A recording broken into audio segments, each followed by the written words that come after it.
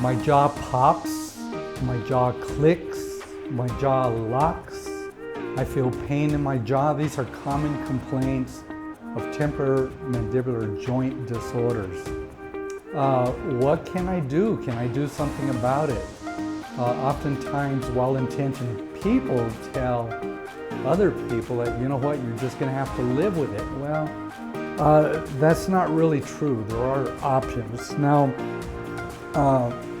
TMJ disorders can be very complex. They can be painful, they can be annoying, they can be just a concern. Sometimes they can even be debilitating. But most of the times, if this is something that concerns you, we can help address it and usually make things better. So there is no need to put up with this. Give us a call. We'd be happy to evaluate you and let you know what we can do for you. Thank you.